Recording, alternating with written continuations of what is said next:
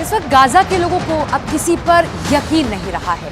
अरब देशों ने गाजा के साथ ऐसी चाल चली है कि पूरी दुनिया हैरान रह गई है। इस वक्त हमास को सबसे बड़ा खतरा इजराइल के बाद 2 देशों से लग रहा है। हैरानी वाली बात तो यह है कि ये दोनों देश उसके सबसे बड़े मददगार माने जाते हैं।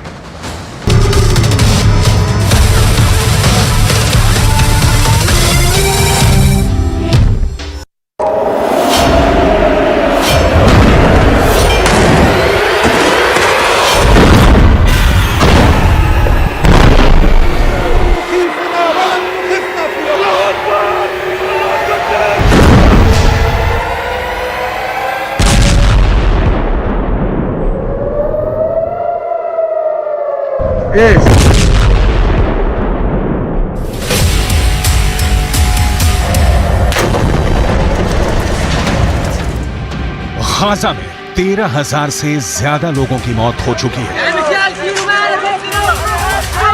और करीब 3,000 लोग मलबों में दफन हैं। इजराइल किस तरह और कितनी तरफ से हमास पर टूट पड़ा है, इसकी रिपोर्ट करने की ताकत भी अब फिलिस्तीन के अखबारों के पास नहीं बची है। गाजा पट्टी के अंदर 40 से ज्यादा पत्रकार मारे जा चुके हैं और इजराइल फिलिस्तीन के अखबारों के पूरे नेटवर्क को ही तोड़ दे रहा है। इसीलिए अब गाजा पट्टी से वही खबरें सामने आ रही हैं जो इजराइल चाहता है।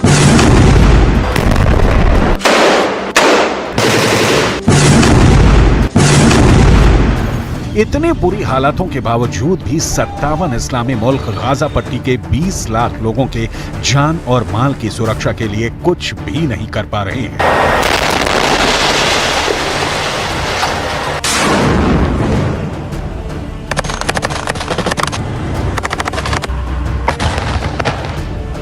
फिलहाल जो रिपोर्ट आ रही है उससे ये साफ लग रहा है कि उत्तर गाजा में भारी कोहराम मचाने के बाद अब इजराइल अपना पूरा फोकस दक्षिणी गाजा पर कर रहा है।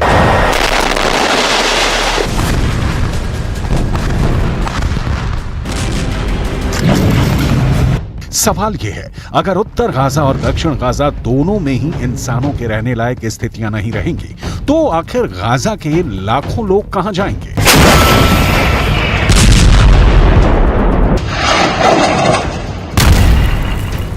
ऐसे खतरनाक हालातों में अगर 57 इस्लामिक देश एक साथ खड़े होते तो निश्चित तौर पर इजराइल पर दबाव बनाना बहुत आसान हो जाता, लेकिन आज स्थिति बिल्कुल अलग है।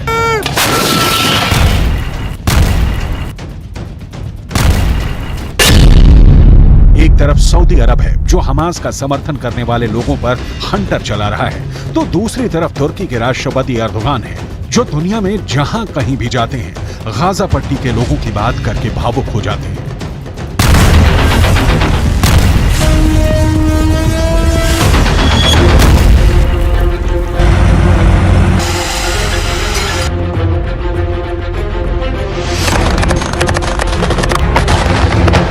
तुर्की के राष्ट्रपति एर्दोगान ने जर्मनी की राजधानी बर्लिन का दौरा किया है और जर्मनी के चांसलर ओलाफ स्कॉल्ज के साथ उनकी द्विपक्षीय वार्ता हुई, लेकिन इस पूरी वार्ता के दौरान आर्थिक मुद्दे पूरी तरह से किनारे नजर आए और दूसरे सभी मुद्दे गाजा पट्टी के तनाव के सामने छोटे पड़ गए। आखिर कैसे? तुर्की के राष्ट्रपति एर्दोगान हमास के पक्ष में पूरी इस्लामी दुनिया को एक करने के लिए बेचैन हुए जा रहे हैं।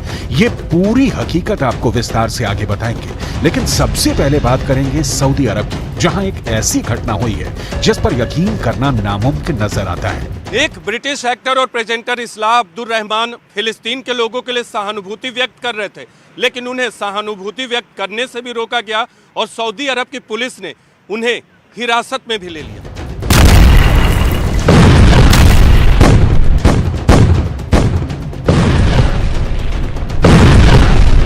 सऊदी अरब के अंदर ऐसी एक नहीं और भी कई घटनाएं हो चुकी हैं जिसमें हमास के समर्थकों पर सऊदी अरब की सरकार कड़कती बिजली की तरह टूट रही है।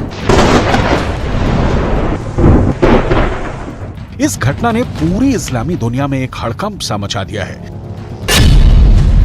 दरअसल ब्रिटिश एक्टर इस्लाह अब्दुल रहमान उम्रा करने के लिए सऊदी अरब गए थे। सऊदी अरब के अंदर इस्लाह अब्दुल रहमान फिलिस्तीन के लोगों के साथ सहानुभूति जताने के लिए एक फिलिस्तीन काफिया पहने हुए थे। फिलिस्तीनी काफिया एक ऐसा कपड़ा होता है जो गले पर पहना जाता है और इसमें चेक होते हैं।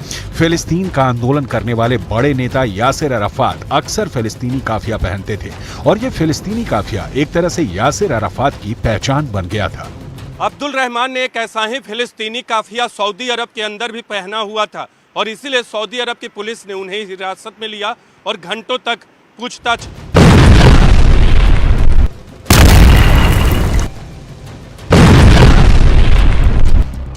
सऊदी अरब की पुलिस ने ब्रिटिश एक्टर अब्दुल रहमान से यह पूछा कि वो कब से सऊदी अरब में हैं, सऊदी अरब में वो कहां गए हैं। अब्दुल रहमान को एक संदिग्ध की नजर से देखा गया। अब्दुल रहमान की उंगलियों के निशान लेने के बाद उनको रिहा तो कर दिया गया।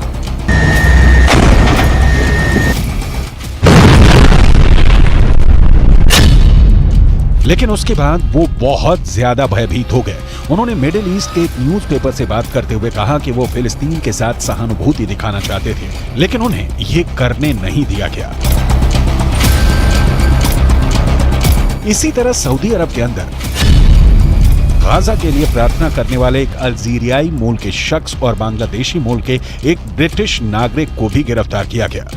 बात एकदम साफ है कि सऊदी अरब का सऊदी राजवंश ये नहीं चाहता कि उसकी धरती पर किसी भी तरह का विरोध प्रदर्शन की संस्कृति का जन्म हो। सऊदी राजवंश को ये बात बहुत अच्छी तरीके से पता है कि जो लोग आज फिलिस्तीन के समर्थन में सड़कों पर उतरेंगे, कल उसकी ही सरकार के खिलाफ ये लोग विरोध प्रदर्शन कर सकते हैं। इसीलिए सऊदी राजवंश प्रोटेस्ट के कल्चर को ही पूरी तरह से ख़त्म करना चाहता है।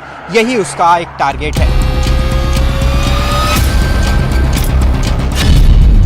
आमतौर पर यह जानकारी बहुत कम लोगों को है कि सऊदी अरब एक ऐसा देश है जिसका पुराना नाम स्टेट ऑफ हिजाज था। लेकिन 23 सितंबर 1932 में जब सुल्तान अब्दुल अजीज बिन सऊद ने इस स्टेट ऑफ हिजाज पर कब्जा किया तो उन्होंने इस इलाके का नाम बदलकर सऊदी अरब रख दिया। इसमें सऊदी शब्द सुल्तान अब्दुल अजीज बिन सऊद का सरनेम है। शायद दुनिया की ऐसी पहली घटना होगी जब किसी राजवंश ने किसी देश पर अधिकार करने के लिए उस देश का नाम भी अपने राजवंश के नाम पर कर दिया हो।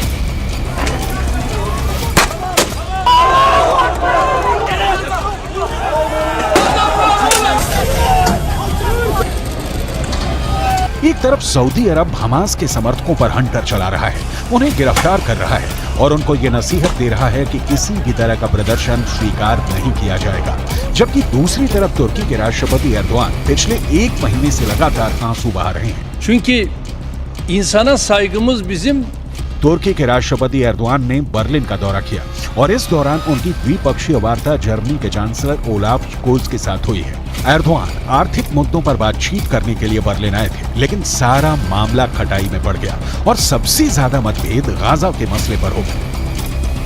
जर्मनी को तुर्की के राष्ट्रपति एर्दोआन की वो बात सबसे ज्यादा नागवार गुजरी जिसमें एर्दोआन ने जर्मनी के इजराइल को किए जा रहे समर्थन को लेकर एक ऐतिहासिक तंज कसा। तुर्की के राष्ट्रपति एर्दोआन ने कहा कि जर्मनी इस अपराध बोध से ग्रस्त होकर के इजराइल का समर्थन करने के लिए मजबूर है कि दूसरे विश्व युद्ध में यहूदियों का जो नरसंहार हुआ उसमें जर्मनी के तानाशाह हिटलर की एक बहुत बड़ी भूमिका थी। यही बात किस तरह तुर्की के राष्ट्रपति ने संकेत में कही, जरा सुनिए।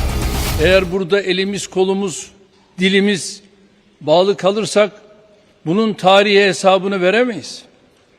Onun için bir borçluluk psikolojisi içerisinde İsrail-Filistin savaşını değerlendirmemek gerekir. Bakın ben rahat konuşuyorum. Çünkü bizim İsrail'e borcumuz yok. Borçlu olsak bu kadar rahat konuşamayız. Ama borçlu olanlar rahat konuşamıyorlar.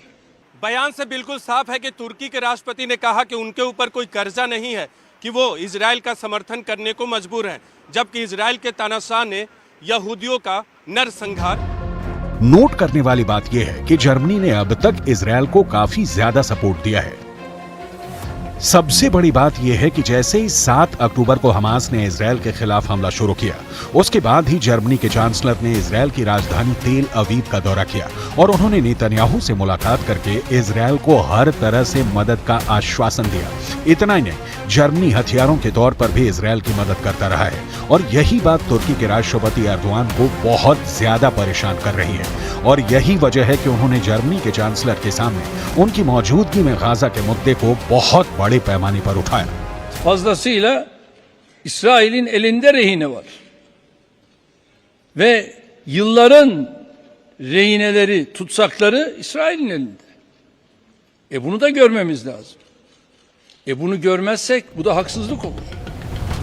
दूसरे विश्व युद्ध के दौरान जर्मनी के दानाशाह Adolf Hitler ने यहूदियों का नरसंहार करने के लिए बाकायदा संस्थाएं बनाई थी और इन संस्थानों में पूरे यूरोप के अंदर करीब 60 लाख यहूदियों को मार दिया गया था। एडोल्फ हिटलर एक समाजवादी राष्ट्रवाद की राजनीतिक विचारधारा के अनुयायी थे और हिटलर ने जो कुछ भी किया उसके बाद जर्मनी के अंदर कभी भी कट्टर राष्ट्रवादी पार्टी उभर ही नहीं सकी। लेकिन अब तुर्की के राष्ट्रपति एर्दोआन साफ तौर पर यह कहना चाहते हैं कि अगर हमास ने जो किया वो गलत है, तो अब गाजा के अंदर जो इजरायल कर रहा है उसकी भी निंदा होनी चाहिए।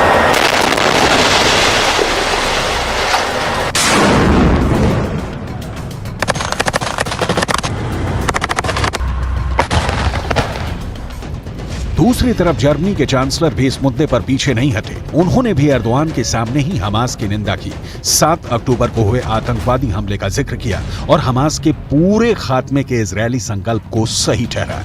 यानी अगर देखा जाए तो जर्मनी और तुर्की एक बातचीत की मेज पर जरूर थे, लेकिन उनके बीच बहुत भारी मतभेद है।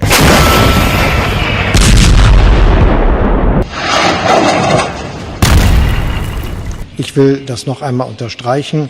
Für uns jedenfalls bleibt es dabei, dass es jetzt notwendig ist, auch für eine langfristige, friedvolle Perspektive, dass die Hamas nicht mehr in der Lage sein kann, diese Aggressionshandlung vorzunehmen, wie wir sie am 7. Oktober gesehen haben. Wir sind, wie Sie merken, in guten Gesprächen miteinander, trotz unterschiedlicher Meinung. एक बात तो साफ है कि Gaza पट्टी और West Bank समेत पूरा फिलिस्तीन अकेले पड़ गया है और उनकी सुनने वाला या उनके जख्मों पर मरहम लगाने वाला कोई नहीं है। तुर्की हो, मिस्र हो, ईरान हो या जॉर्डन हो, वो जुबानी खर्च तो कर सकते हैं, लेकिन इजराइल के खिलाफ एक्शन लेने की हिम्मत अब तक किसी ने नहीं जुटाई है। रियाद के अंदर सऊदी अरब की अगुवाई में इस्लामिक देश का एक सम्मेलन हुआ था, जिसमें गाजा पट्टी के मुद्दे को प्रमुखता से उठाया गया, लेकिन इस पूरी बैठक के बाद भी घोषणा पत्र जारी नहीं हो पाया। यानी ये साबित हो गया कि इस्लामी देशों में गाजा पर कोई सहमति नहीं बन पाई है। अब ऐसे में इजरायल के पास पूरी ताकत है और उस ताकत का इस्तेमाल हमास के लड़ाकों पर क्रूरता पूर्वक किया जा रहा है।